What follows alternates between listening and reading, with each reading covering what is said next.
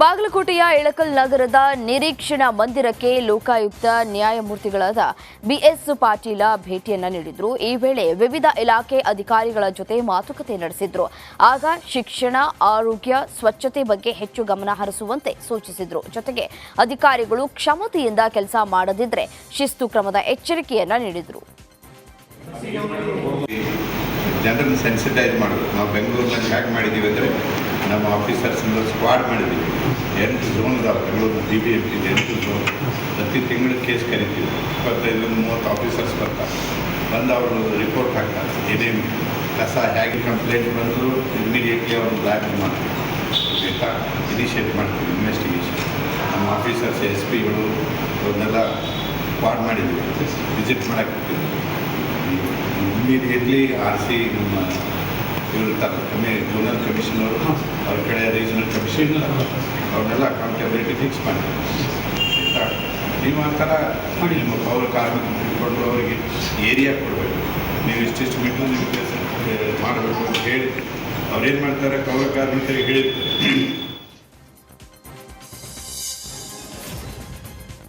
ಹುತಾತ್ಮ BSF ಯೋಧ ಉಮೇಶ್ ದಬಗಲ್ ಅಂತ್ಯ ಸಂಸ್ಕಾರ ಸ್ವಗ್ರಾಮದಲ್ಲಿ ನೆರವೇರಿಸಲಾಯಿತು. ಬಾಗಲಕೋಟೆ ಜಿಲ್ಲೆ ಕಟಗೇರಿಯಲ್ಲಿ ಸಕಲ ಸರ್ಕಾರಿ ಹಾಗೂ ಸೇನಾ ಗೌರವದೊಂದಿಗೆ ಅಂತ್ಯಕ್ರಿಯೆ ಮಾಡಲಾಯಿತು. ಗ್ರಾಮಸ್ಥರು ಊರಲ್ಲಿ ಮೆರವಣಿಗೆ ಮಾಡಿ ಬಳಿಕ ಅಂತ್ಯ ಸಂಸ್ಕಾರವನ್ನು ನೆರವೇರಿಸಿದರು.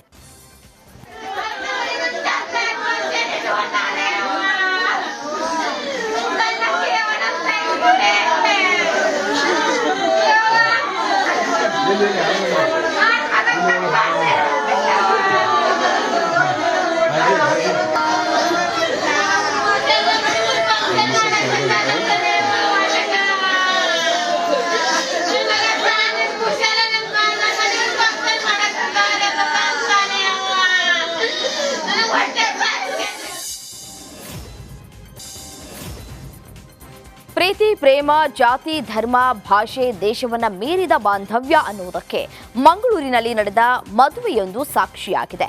ಮಂಗಳೂರಿನ ಯುವಕನೊಂದಿಗೆ ಬ್ರೆಜಿಲ್ ಯುವತಿ ಹಸೆಮಣೆ ಏರಿದ್ದಾಳೆ.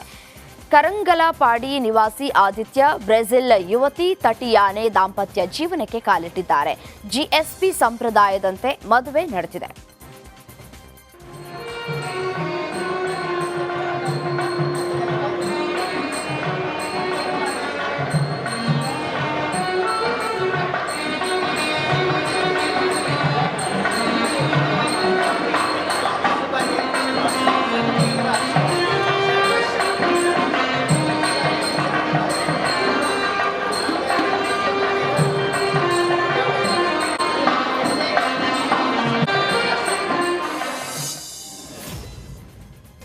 ಬ್ರಿಟಿಷರೇ ಭಾರತ ಬಿಟ್ಟು ತೊಲಗಿ ಕರೆ ನೀಡಿದ ದಿನದಂದೇ ಕಾರ್ಪೊರೇಟ್ ಕಂಪನಿಗಳೇ ದೇಶ ಬಿಟ್ಟು ತೊಲಗಿ ಅಂತ ಶಿವಮೊಗ್ಗದಲ್ಲಿ ರೈತರು ಪ್ರತಿಭಟನೆಯನ್ನು ನಡೆಸಿದ್ದಾರೆ.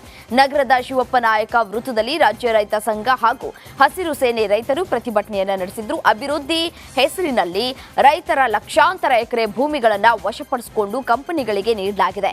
ಕೂಡಲೇ ಈ ಧೋರಣೆ ನಿಲ್ಲಬೇಕು ಅಂತ ರೈತರು ಆಗ್ರಹಿಸಿದ್ದಾರೆ.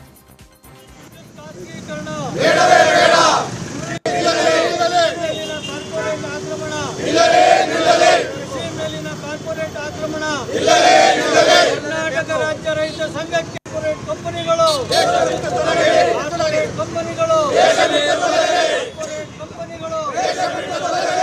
ಬೆಳೆಗಳಿಗೆ ಖಾಸಗೀಕರಣ ವಿರೋಧಿಸಿ ಮಂಡ್ಯದ DC ಕಚೇರಿ ಬಳಿ ಸಂಯುಕ್ತ ಹೋರಾಟ ಕರ್ನಾಟಕ ಸಂಘಟನೆ ವತಿಯಿಂದ ಧರಣಿಯನ್ನು ನಡೆಸಲಾಯಿತು. ಮಂಡ್ಯದಲ್ಲಿ ಕಾರ್ಪೊರೇಟ್ ಕಂಪನಿಗಳ ವಿರುದ್ಧ ಪ್ರೊಟೆಸ್ಟ್ ನಡೆಸಲಾಯಿತು. ಕಾರ್ಪೊರೇಟ್ ಕಂಪನಿಗಳ ವಿರುದ್ಧ ಘೋಷಣೆ ಕೂಗಿ ಆಕ್ರೋಶವನ್ನು ವ್ಯಕ್ತಪಡಿಸಲಾಗಿದೆ.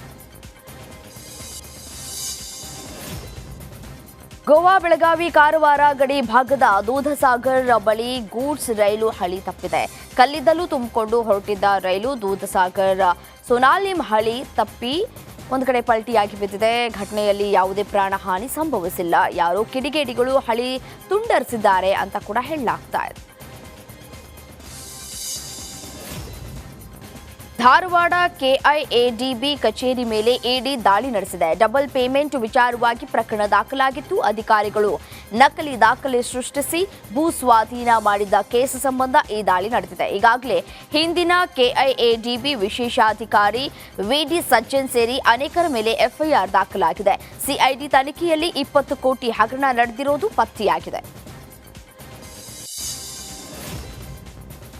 ಪದ್ಮನಾಭನಗರದ ತಿಮ್ಮಯ್ಯ ರಸ್ತೆಯಲ್ಲಿ ಭೀಕರ ಅಪಘಾತ ಸಂಭವಿಸಿದೆ. 2 ಕಾರುಗಳು ಡಿಕ್ಕಿ ಹೊಡೆದಿದ್ದು ಓಮಿನಿ ಕಾರ್ ಪಲ್ಟಿಯಾಗಿದೆ. ಅದೃಷ್ಟವಶಾತ್ ಕಾರಿನಲ್ಲಿ ಇದ್ದವರು ಪ್ರಾಣಾಪಾಯದಿಂದ ಪಾರಾಗಿದ್ದಾರೆ. ಘಟನಾ ಸ್ಥಳಕ್ಕೆ ಬನಶಂಕರಿ ಸಂಚಾರಿ ಪೊಲೀಸರು ಭೇಟಿ ನೀಡಿ ಪರಿಶೀಲಿಸಿದರು.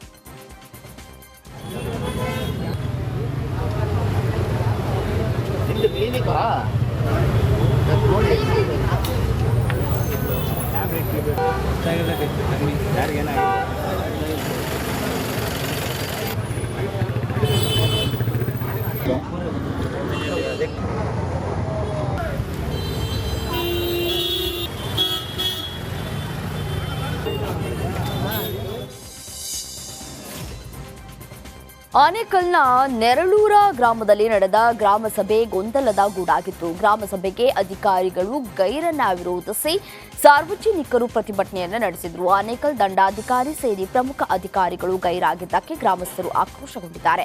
ಅಧಿಕಾರಿಗಳೇ ಬಾರದಿದ್ರೆ ಜನರ ಸಮಸ್ಯೆಗೆ ಪರಿಹಾರ ನೀಡೋರು ಯಾರು ಅಂತ ಪ್ರತಿಭಟನೆಯನ್ನು ನಡೆಸಿದ್ದಾರೆ. ಇದು ತಹಸೀಲ್ದಾರ್ ಬಂದು ನಮ್ಮೂರಲ್ಲಿ 2 ವರ್ಷ ಆಯ್ತು ಅಂತ ಬಂದಿಲ್ಲ. ಇವತ್ತು ಅಧಿಕಾರಿಗಳು ಬರಲೇಬೇಕು, ಸಂಬಂಧಪಟ್ಟ ಎಲ್ಲ ಅಧಿಕಾರಿಗಳು ಬರಲೇಬೇಕು. ಗ್ರಾಮ ಸಭೆ ನಡೀತಿರ್ತಕ್ಕಂಥದ್ದು ಇದು ಸಮಾಜಕ್ಕೆ ಅನ್ಯಾಯ ಮಾಡ್ತಿರ್ತಕ್ಕಂಥದ್ದು, ದ್ರೋಹ ಮಾಡ್ತಿರ್ತಕ್ಕಂಥದ್ದು. ಯಾವ ಅಧಿಕಾರಿ ಕೈಯಲ್ಲಿ ರಾಜ್ಯಾದ್ಯಂತ ನಿನ್ನೆ ಭೀಮಾ ಸಿನಿಮಾ ರಿಲೀಸ್ ಆಗಿದೆ. ಮೊದಲ ಶೋ ಲೇಟ್ ಆಗಿದ್ದಕ್ಕೆ ವಿಜಯನಗರದ ಹೊಸಪೇಟೆಯಲ್ಲಿರೋ ಸರಸ್ವತಿ ಥಿಯೇಟರ್ನಲ್ಲಿ ಅಭಿಮಾನಿಗಳು ಗಲಾಟೆ ಮಾಡಿಕೊಂಡಿದ್ದಾರೆ. 6 ಗಂಟೆಗೆ ಆರಂಭ ಆಗಬೇಕಾಗಿದ್ದಂತಹ ಸಿನಿಮಾ 7 ಗಂಟೆಗೆ ಆರಂಭ ಆಗಿದ್ದಕ್ಕೆ ಥಿಯೇಟರ್ ಗೇಟ್ ಮುಂದೆ ಭಾರೀ ಹೈಡ್ರಾಮವೇ ನಡೆದಿದೆ.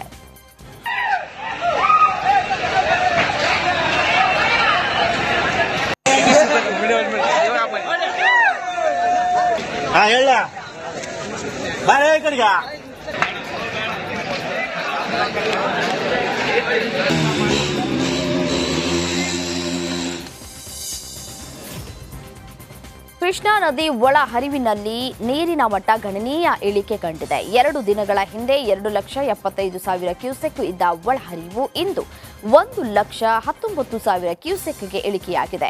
ಚಿಕ್ಕೋಡಿ ಉಪವಿಭಾಗದಲ್ಲಿ ಮುಳುಗಡೆಯಾಗಿದ್ದ 13 ಸೇತುವೆಗಳಲ್ಲಿ 7 ಸೇತುವೆಗಳನ್ನು ಸಂಚಾರಕ್ಕೆ ಮುಕ್ತಗೊಳಿಸಲಾಗಿದೆ.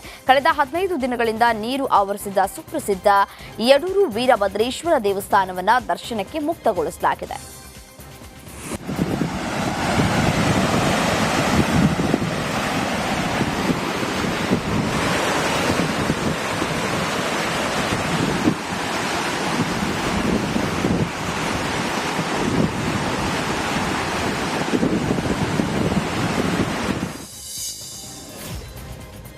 ಸ್ವಾತಂತ್ರ್ಯ ದಿನಾಚರಣೆ ಅಂಗವಾಗಿ ಲಾಲ್ಬಾಗ್ನಲ್ಲಿ ಫಲಪುಷ್ಪ ಪ್ರದರ್ಶನ ನಡೀತಾ ಇದೆ. ಈ ಬಾರಿ ಹೂವಿನ ಹಬ್ಬವನ್ನ ಡಾಕ್ಟರ್ BR ಅಂಬೇಡ್ಕರ್ ಅವರಿಗೆ ಅರ್ಪಿಸಲಾಗಿದೆ.